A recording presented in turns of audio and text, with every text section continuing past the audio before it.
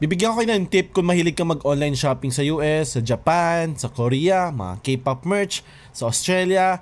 Lagi natin pinoproblema doon is malaki ba babayaran kong tax? Malaki ba yung babayaran kong shipping fee? Magugulat ba ako sa perang babayaran ko pagdating ng gamit dito sa Pilipinas? You see, ang tip ko dito is wag mo ipapadala directly yung product mo papunta sa Pilipinas. Kailangan mo dumaan sa isang forwarder, sa isang freight forwarder. Ito, bagong bili ko to sa US, pinadala ko dito sa Pilipinas. Alam mo magkano binayaran kong shipping fee, custom tax, lahat-lahat na nasa around 1,200 pesos lang ata. Door-to-door delivery ba to? Meaning, diretso to hanggang bahay mo. Wala ka nang kailangan pumunta pa sa isang post office o ganyan-ganyan. Ipapadala yung gamit mo dito straight up dito sa bahay mo. So doon sa 1,200 na binayaran ko yung tax doon, binayaran ko yung shipping fee from US to Pilipinas, binayaran ko pa yung local shipping from Metro Manila papunta mismo sa bahay mo. So para makamura ka, kailangan mo gumamit ng freight forwarder. Ang ginamit kong freight forwarder para dito sa product na to ay yung shipping cart.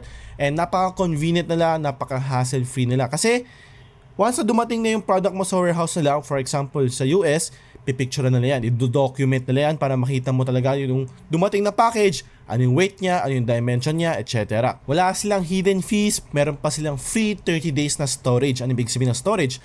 For example, Monday, bumili ka ng gamit, dumating sa warehouse mo. And then bigla na lang, by Wednesday, Friday, may biniling gamit, papadala mo ulit sa warehouse mo. So, pwede mo i-compile yung lahat para ito-total nila yung weight and dimension na yun para makakamura ka. Kasi kung iniisa-isa mo yan, mapapamahal ka. Siyempre, meron silang handling fee, packaging fee, blah blah blah, mga ganyan. So, fixed amount yung mga ganyan. Kung hiniwalay-hiwalay pa nila, mapapamahal ka. Pero dahil sa meron silang free 30-day storage, pwede mong i-compile yung lahat para isang bayaran na lang yung handling fee or packaging fee. Now, ang question is, gano'n ba kabilis bago dumating yung products mo dito sa Pilipinas? Gano'n katagal bago mo makuha yung product mo? So, ang gamit ng shipping cart ay air cargo, meaning by plane ang pagpapadala na lang gamit dito sa Pilipinas. Pag by plane versus by sea, mas mahidihamak na mas mabilis ang by plane, no?